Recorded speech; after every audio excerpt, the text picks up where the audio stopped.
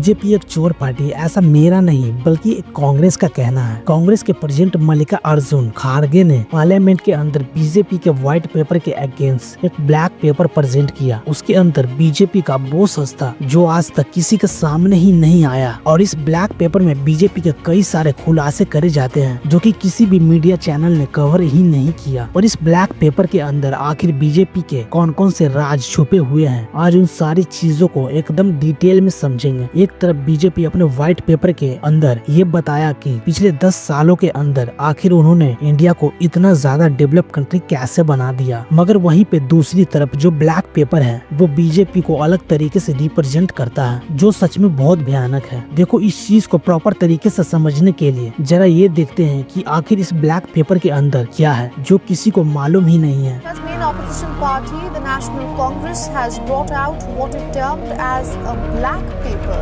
on the 10 years of the ruling party's government. और ये सब बातें पार्लियामेंट में उसका उत्तर या उसके बारे में कुछ नहीं बोलते, ना बेरोजगारी के बारे में बोलते हैं, ना महंगाई के बारे में बोलते हैं, ना किसानों के बारे में। नौजवान कहता है नौकरी दे दो, सरकार कहती है पैसा नहीं है, अग्निवीर लेके 4 साल की नौकरी करो। तो ये सारा का सारा स्ट्रक्चर कंट्रोल्ड है, रिग्ड है। इसलिए बहुत जरूरी है कि जनता इस बात को समझे कि ये नॉर्मल चुनाव नहीं है।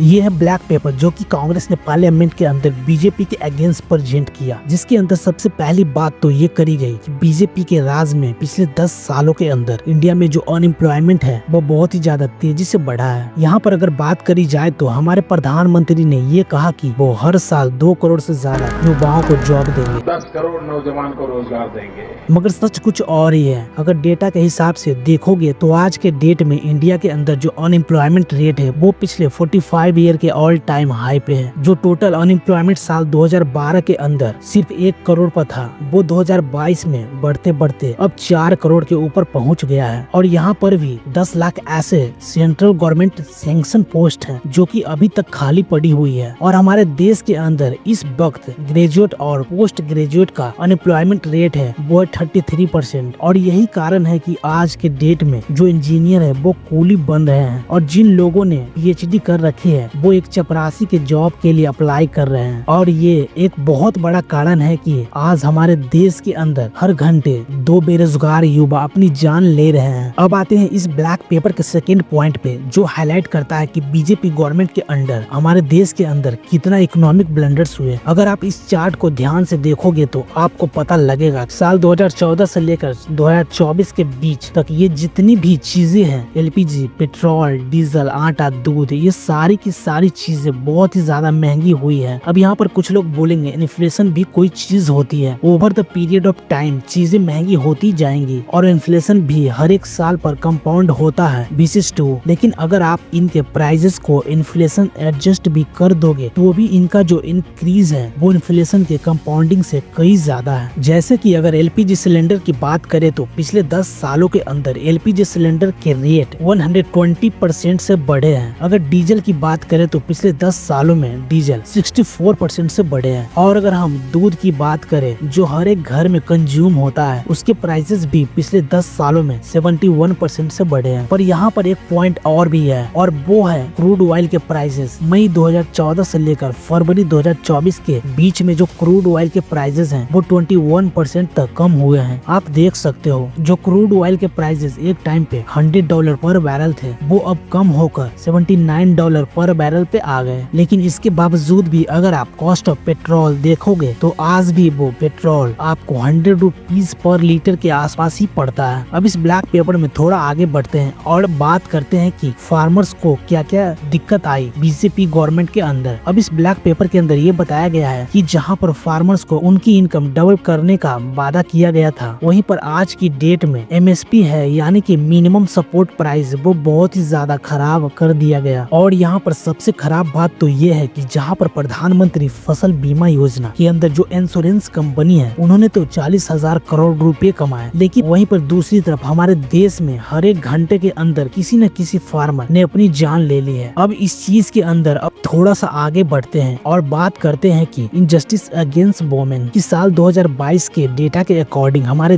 देश के अंदर टोटल 31,516 रेप केसेस रिकॉर्ड हुए हैं। और यहाँ पर भी एक बहुत बड़ी प्रॉब्लम हाईलाइट करी गई है, और वो प्रॉब्लम ये है कि इन सारे रेप केसेस के अंदर जो कन्विक्शन रेट है वो है सिर्फ 27.4%, मतलब सिर्फ इतने ही लोगों को सजा मिल रही है। और कांग्रेस का ये कहना है कि बीजेपी इन सारी चीजों को लेकर बहुत ही ज्यादा लूज है, जिसका एक बहुत बड़ा एग्जाम्पल है कुलदीप सिंह सेंगार, जिनका नाम उन्नाव के रेप केस के अंदर है, लेकिन कोई भी स्ट्रिक्ट एक्शन यहाँ पर लिया ही नहीं गया। फिर इसी ब्लैक पेपर के अंदर जो अगला आरोप कांग्रेस ने बीजेपी गवर्नमेंट पे लगाती है वो इंस्टीट्यूशन सब वर्जन अरुणाचल प्रदेश, गोवा, कर्नाटका, मध्य प्रदेश, महाराष्ट्र और मणिपुर, इन सारे स्टेट गवर्नमेंट के जो एमएलए हैं उन सब को बीजेपी ने इन्वेस्टिगेशन एजेंसी है उनका इस्तेमाल करके डराया धमकाया। और साल 2014 के बाद 5 ईडी की केसेस अलग अलग पॉलिटिशियन के ऊपर दर्ज कराए गए जो कि बीजेपी पार्टी के मेंबर नहीं थे। आप इस डेटा को भी ध्यान से देख सकते हो, जहां पर कांग्रेस के राज में जो ईडी के इन्वेस्टिगेशन थे वो सिर्फ 26 थे, वहीं पर बीजेपी के राज में बढ़कर हो जाती है 121। और इसी तरह जस्ट लाइक काम करती है सीबीआई। पर यहाँ पर एक पॉइंट है, और वो है कि इन्वेस्टिगेशन जो कि अपोजिशन के एमएलए के अगेंस्ट कराई गई है, अगर आप उनका नंबर देखोगे तो जो कांग्रेस के टाइम पर 54% थी वो अब बीजेपी के टाइम पर 95% पर पहुंच गई। अब इसके बाद जो अगला आरोप कांग्रेस ने बीजेपी गवर्नमेंट के ऊपर लगाया वो ये कि बीजेपी ने जितनी भी टैक्स लॉ लाए वो किसी भी आम जनता के लिए सही नहीं है। और कांग्रेस ने ये कहा कि बीजेपी गवर्नमेंट एक्चुअली में टैक्स टेररिज्म करती है, जैसे कि बीजेपी ने जीएसटी लाया। अब जीएसटी जो है वो एक्चुअल में कंजप्शन टैक्स है, और जो हमारे देश में लोअर इनकम ग्रुप है वो तो अपनी इनकम का ज्यादातर % कंज्यूम ही कर देते हैं। उनके कहने का मतलब ये है कि जो जीएसटी है वो जो लोअर इनकम ग्रुप के लोग हैं उनको बहुत ही ज्यादा दिक्कत दे रही है, अमीर लोगों को उस चीज से ज्यादा फर्क नहीं पड़ रहा। और ये चीज सच भी है, क्योंकि 64% of the total GST collected है 14.83 लाख करोड़, वो आता है हमारे देश के 50% पॉपुलेशन से। और अगर आप डेटा को भी देखोगे तो 33% और 40% जो जीएसटी आता है वो आता है पुअर और मिडिल क्लास फैमिली से। लेकिन हमारे देश के जो टॉप 10% लोग हैं वो सिर्फ 3% जीएसटी कंट्रीब्यूट करते हैं। और आज जो गरीब हैं वो अमीर लोगों के कंपैरिजन में 6 गुना ज्यादा इनडायरेक्ट टैक्स पे कर रहे हैं। ये बहुत ही बड़ा कारण है कि हमारे देश में जो गरीब हैं वो और ज्यादा गरीब होते जा रहे हैं। फिर यहीं पे एक चीज जो कांग्रेस कहती है कि बीजेपी गवर्नमेंट ने गलत करी, वो चीज है टैक्स स्लैब रीइंट्रोड्यूस। क्योंकि साल 2019 के अंदर जो मोदी गवर्नमेंट है उन्होंने कॉर्पोरेट टैक्स को 30% से कम करके 22% पर कर दिया। और यहाँ पर भी जो नई कंपनी है उनको तो सिर्फ 15% ही टैक्स देना है, जिस चीज को ओवरऑल एक तरीके से देखा जाए तो हमारी इकोनॉमी को इस चीज से 1.84 लाख करोड़ रुपीस का लॉस हुआ। बस इसी के अंदर कांग्रेस है वो ये भी हाईलाइट करती है कि जो पिछले 7-8 सालों में अगर आप देखोगे तो जितने भी बड़े बिजनेसमैन हैं उन्होंने जो लोन ले रखे थे बैंक से उसमें 11 लाख करोड़ रुपीस तक के लोन भी बीजेपी गवर्नमेंट ने माफ कर दिए। पर यहाँ पे सबसे बड़ी बात ये है कि ये जो टैक्स कट होते हैं और ये जो लोन माफ होते हैं, सारा का सारा पैसा आता कहाँ से है? आपकी जेब से, एक नॉर्मल टैक्स पेयर से। और यही कारण है कि आज क्रूड ऑयल के प्राइसेस कम होने के बावजूद भी आपको डीजल और पेट्रोल के ऊपर ज्यादा टैक्सेस देना पड़ता है। प्लस यहाँ पर एक और चीज जो कांग्रेस की गवर्नमेंट हाईलाइट करती है वो है हमारे देश के अंदर कमाए गए इनकम की इनइक्वालिटी और लोगों का मेल न्यूट्रिशन। ब्लैक पेपर में ये कहा गया है कि सबसे बड़ी प्रॉब्लम ये है कि लोगों की जो इनकम है वो तो बढ़ नहीं रही है, लेकिन चीजों के दाम बढ़ते जा रहे हैं, जिसकी वजह से लोगों को जो मेल न्यूट्रिशन फेस करना पड़ रहा है, मतलब कि वो अच्छा खाना भी अफोर्ड नहीं कर सकते। और ये मैं अपने मन से नहीं कह रहा हूँ, बल्कि ये डेटा बताता है कि जहाँ पर साल 2018 के अंदर जो हैंग्री इंडियन का जो नंबर था वो था 19 करोड़, वो बढ़कर साल 2022 में 35 करोड़ पर पहुँच जाता है। और आज भी अगर आप देखोगे तो साल 2023 का जो ग्लोबल हंगर इंडेक्स है वहाँ पर 125 कंट्रीज में से हमारी जो कंट्री की रैंक है वो है 111वां। अब यहाँ पर कांग्रेस का ये कहना है कि एक तरफ तो गवर्नमेंट ये कहती है कि वो हर साल 80 करोड़ लोगों को फ्री में खाना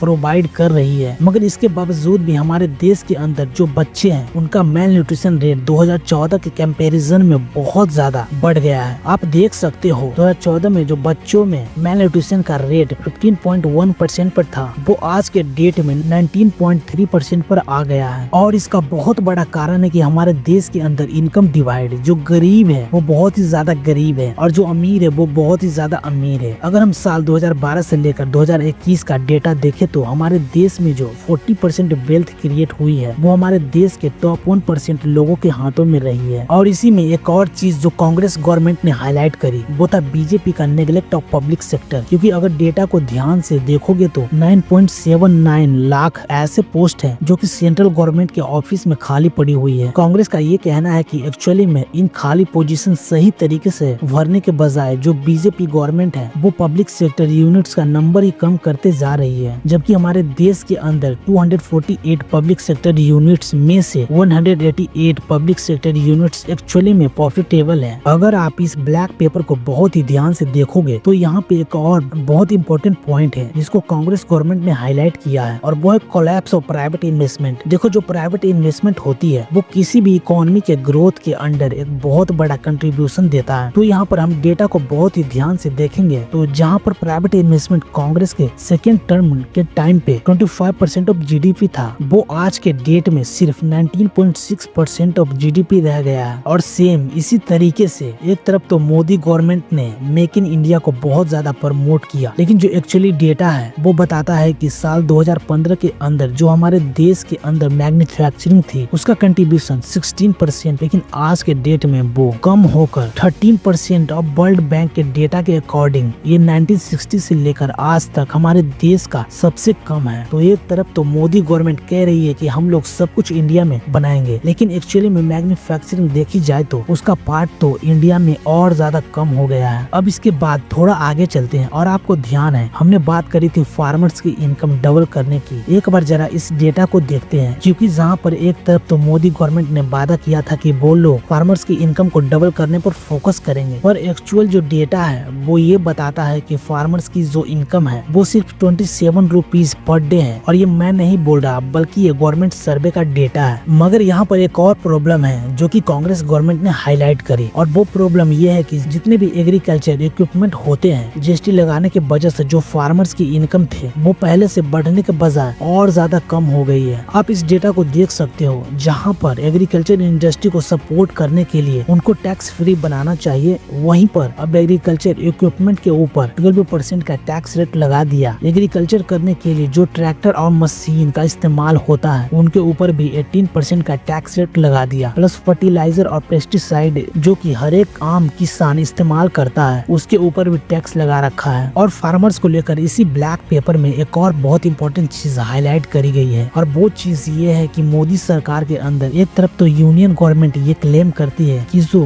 प्रधानमंत्री किसान सम्मान निधि योजना के अंदर करोड़ों फार्मर्स को बहुत बेनिफिट्स मिले हैं, लेकिन एक्चुअली में अगर आप डेटा को देखोगे तो जहां पर साल 2022 में स्कीम के अंदर 66,825 करोड़ रुपीस एलोकेट करे गए थे, वहीं साल 2024 में कम होकर सिर्फ 60,000 करोड़ रुपीस कर दिए गए हैं। तो कांग्रेस का ये कहना है कि जो चीज किसानों को पहले से कम पड़ रही थी अब बीजेपी गवर्नमेंट ने उसके अंदर और ज्यादा कटौती कर दी। अब इसी में थोड़ा आगे बढ़ते हैं और एक और इम्पोर्टेंट पॉइंट को देखते हैं जो कॉन्ट्रैक्चुअलाइजेशन। ब्लैक पेपर में कांग्रेस गवर्नमेंट का ये कहना कि जो मोदी गवर्नमेंट है उन्होंने लेबर लॉस को काफी ज्यादा लूज कर दिया है, जिसकी वजह से जो इंडस्ट्री है वो परमानेंट वर्कर्स को हायर नहीं कर रही है, क्योंकि अब इंडस्ट्री को एक ऑप्शन मिल गया है कि वो कॉन्ट्रैक्ट बेसिस पे वर्कर्स को अपने फैक्ट्री में ला सकते हैं और जब मर्जी उनको वहां से हटा देंगे। और एनुअल सर्वे इंडस्ट्री का डेटा बताता है कि 98.4% फैक्ट्री के अंदर आज की डेट में कॉन्ट्रैक्ट वर्कर्स काम कर रहे हैं। प्लस एक और चीज जो कांग्रेस गवर्नमेंट ने हाईलाइट करी वो ये कि एक तरफ तो बीजेपी ने मनरेगा स्कीम को इम्प्लीमेंट किया, लेकिन एक्चुअली में बीजेपी ऐसी चीज कर रही है जिसकी वजह से मनरेगा के जो बेनिफिट्स हैं वो लोगों तक पहुंच नहीं पा रहे हैं, क्योंकि डेटा ये बताता है कि 2021 में 7.6 करोड़ ऐसे लोग हैं जिनके मनरेगा जॉब कार्ड डिलीट कर दिए गए हैं। और गवर्नमेंट ने यहाँ पर एलिजिबिलिटी और लेबलिंग को भी रिस्ट्रिक्ट किया है, जिसकी वजह से जो total 25.25 crore registered active user में से 11 करोड़ लोग ऐसे हैं जिनको इनएक्टिव डिक्लेयर कर दिया गया है। तो कांग्रेस ये कह रही है कि एक तरफ तो गवर्नमेंट ऐसी स्कीम लेकर आ रही है जिसकी वजह से लोगों को बेनिफिट्स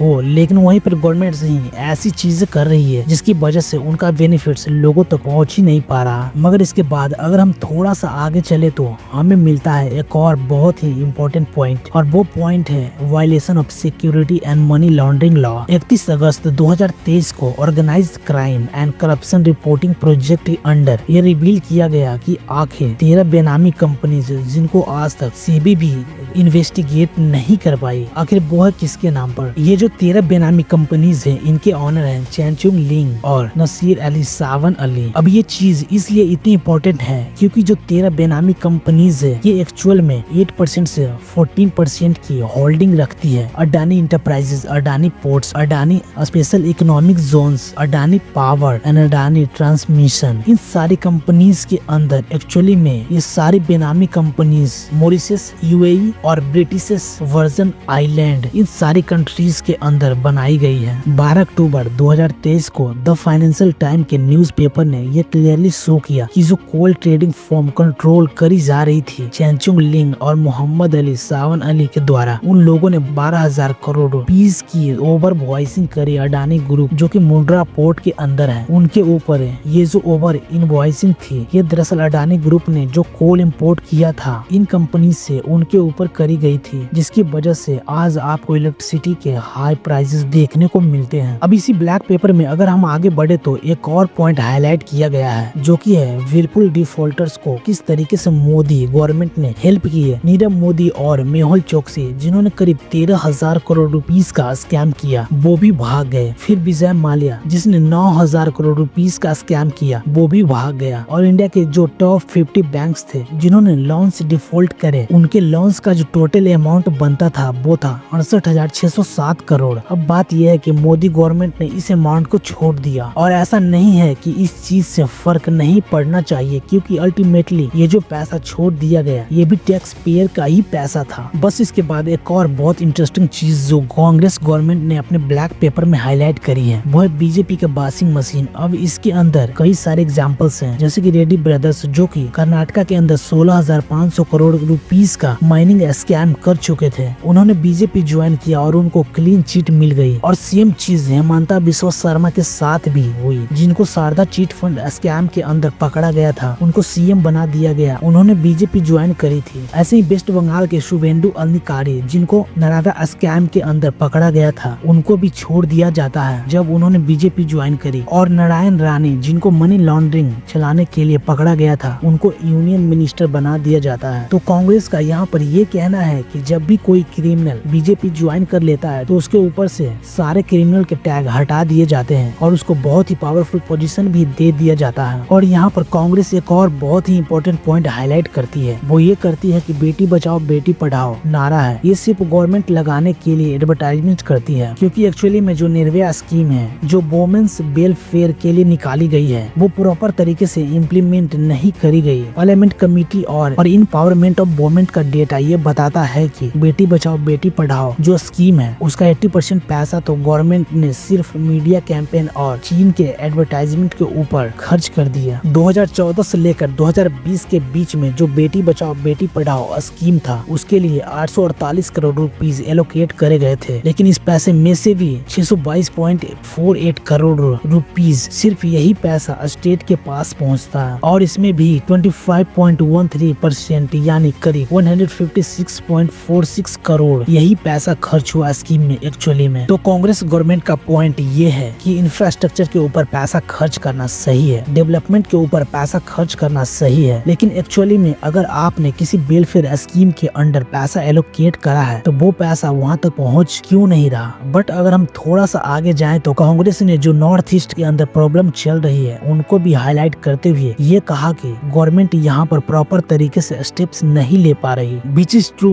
क्योंकि मणिपुर के अंदर 35,000 ऐसे लोग हैं जिनको अपने घर से डिस्प्लेस कर दिया गया। 1700 से ज्यादा घर जला दिए गए और इसी बीच 60 लोगों की जान गई और 200 से ज्यादा ऐसे लोग हैं जो बुरे तरीके से घायल हो गए। और बात यह है कि 2024 हो गई और ये जो प्रॉब्लम है ये थर्ड में 2023 से चलती हुई आ रही है। कांग्रेस ये कहती है कि बीजेपी गवर्नमेंट के अंदर ऐसी सेम टेंशन और कई सारे नॉर्थ ईस्ट स्टेट के अंदर देखी गई है। असम और मिजोरम के अंदर इन सारी चीजों के बावजूद जो सबसे इम्पोर्टेंट और सबसे बड़ा पॉइंट कांग्रेस की गवर्नमेंट हाईलाइट करती है वो है बीजेपी गवर्नमेंट के टेररिज्म के साथ लिंक्स लश्कर तैयबा तालिब हुसैन शाह, जिसको Jammu and Kashmir local residents ने पकड़ा था। वो बीजेपी का एक ऑफिस बैरियर था उस पर्टिकुलर स्टेट के अंदर। इसी तरीके से बीजेपी लीडर तरीक अहमद मीर, उसको अरेस्ट किया गया था 2020 के अंदर, क्योंकि वो वेपन लेन देन कर रहा था हिजबुल मुजाहिदीन के कमांडर नबीद बाबू से। और इसी तरीके से 2017 के अंदर असम बीजेपी लीडर निरंजन ओझाई को सेंटेंस्ड किया गया था, क्योंकि वो 1000 करोड़ रुपीस स्कैम में पकड़ा गया था, जो सारा पैसा जा रहा था एक टेररिज्म ग्रुप के पास। तो अपने ब्लैक पेपर में कांग्रेस क्लियरली हाईलाइट कर रही है कि बीजेपी पार्टी के कुछ ऐसे लीडर्स हैं जिनके आज भी टेररिस्ट के साथ अच्छे खासे लिंक्स हैं। अब ये सब जानकर आप में से बहुत सारे लोगों को लग रहा होगा कि बीजेपी पार्टी तो एक बहुत ही खराब पार्टी है, बट सच तो ये है कि एक्चुअली में हर पार्टी की अपनी स्ट्रेंथ होती है और अपनी वीकनेस होती है। और पॉइंट तो ये है कि जो मीडिया है उसका काम है कि वो दोनों पार्टीज की जो एक्चुअल साइड है